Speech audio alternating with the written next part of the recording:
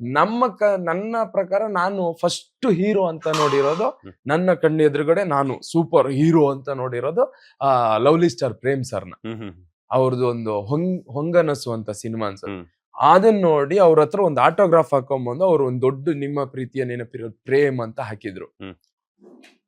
ನಾನು ಅದನ್ನ ಹಿಡ್ಕೊಂಡು ಎಷ್ಟು ದಿನ ಸ್ಕೂಲ್ ಬುಕ್ ಅಲ್ಲಿ ನೋಡಿದೀವೋ ನಮ್ಗೆ ಗೊತ್ತಿಲ್ಲ. ಅವ್ರ ಊರಲ್ಲಿ ಶೂಟಿಂಗ್ ಮುಗಿಸ್ಕೊಂಡು ಹೋಗಿದ್ದಾರೆ.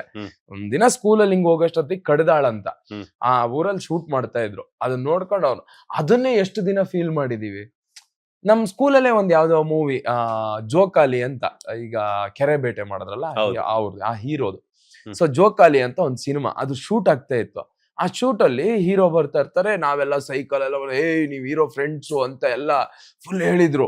ನಾವು ಹೀರೋ ಫ್ರೆಂಡ್, ನಾವು ಏನ್ ಅವಕಾಶ ಗುರು ಇವಾಗ್ಲೇ ನಮ್ಗೆ ಅನ್ಕೊಂಡ್ ಎಲ್ಲ ಇಡೀ ಸಿನಿಮಾ ಅವ್ರಿಗೆಲ್ಲ ಸಪೋರ್ಟ್ ಮಾಡಿ, ಅಣ್ಣ ನಾಳೆ ಎಷ್ಟ್ ಜನ ಯಾರ್ ಬೇಕು ಹೇಳಿ ಎಲ್ಲ ಹೇಳಿ ಹುಡುಗರ್ನೆಲ್ಲ ನಾವೇ ಕೊಂಡ್, ನಮ್ದೇ ಸ್ಕೂಲ್ ಅಲ್ವಾ, ನಾವೇ ಎಲ್ಲ ಒಂಚೂರು ನಾವು ಬರ್ತೀವಿ ಸಿನಿಮಾದಲ್ಲಿ ಅಂತ.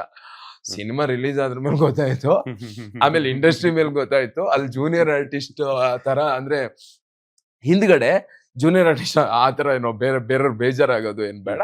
ಸೊ ನಮ್ಮನ್ನ ಅದೇ ಹಿಂದ್ಗಡೆ ಬ್ಲರ್ ಫಿಲ್ಲಿಂಗ್ ಏನು ಖಾಲಿ ಜಾಗಗಳನ್ನ ಫಿಲ್ ಮಾಡಕ್ ಇಟ್ಟಿರ್ತಾರೆ ಅದೆಲ್ಲ ನಾವು ಅಂತ ನನಗೆ ಆಮೇಲೆ ಗೊತ್ತಾಗಿರೋದು. ಫಿಲ್ಲಿಂಗ್ ದ ಬ್ಲಾಂಕ್ಸ್ ತರ.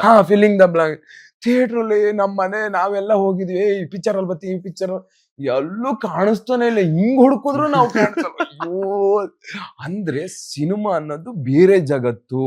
ಇಲ್ಲಿ ಸ್ಕ್ರೀನ್ ಅಲ್ಲಿ ಫೋಕಸ್ ಆಗೋಕ್ಕೂ ಟ್ಯಾಲೆಂಟ್ ಬೇಕು, ಅದ್ ಸುಲಭಕ್ಕೆ ಅವಕಾಶ ಇರಲ್ಲ.